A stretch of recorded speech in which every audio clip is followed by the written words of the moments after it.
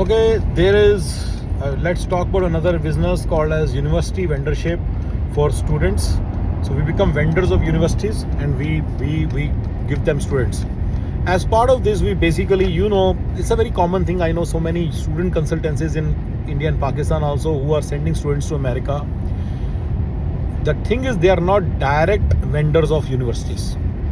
Okay, they are not direct vendors of universities. So we basically approach these 17, 18 universities, and we become direct vendors of these universities. And then what we do is,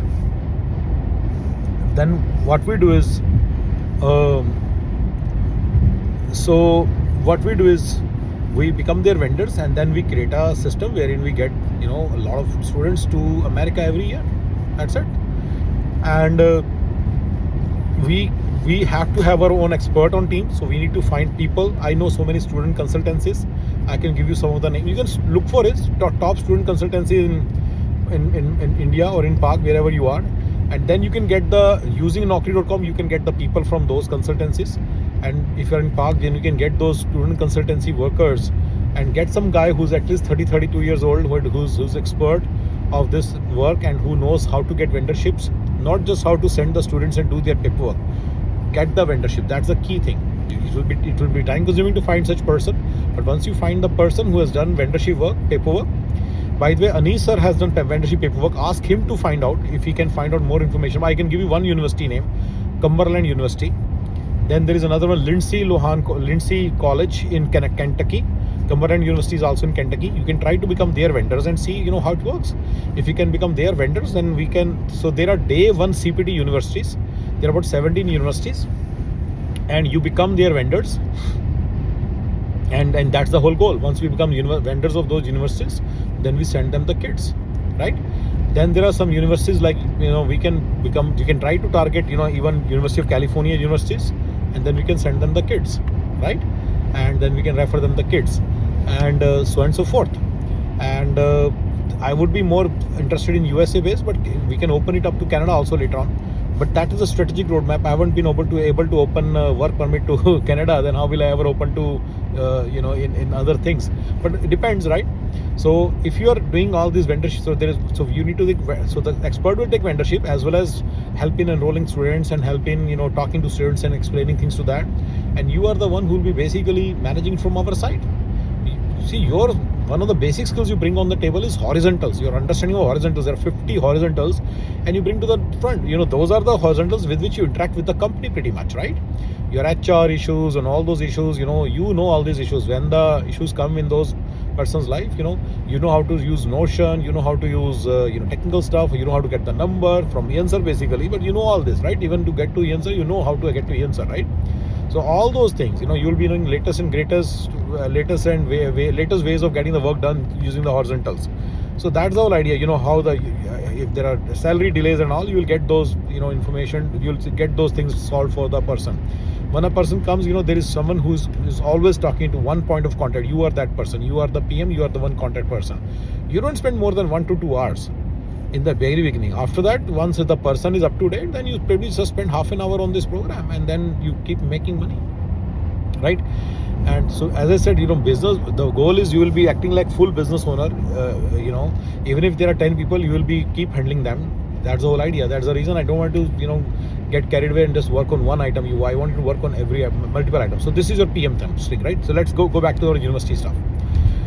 So we need to first become vendor of some university using maybe Anis sir. Ask Anis sir if he can. If he can, that's great. Let me know. That's your first item. If it is not, then see LSM can look at it.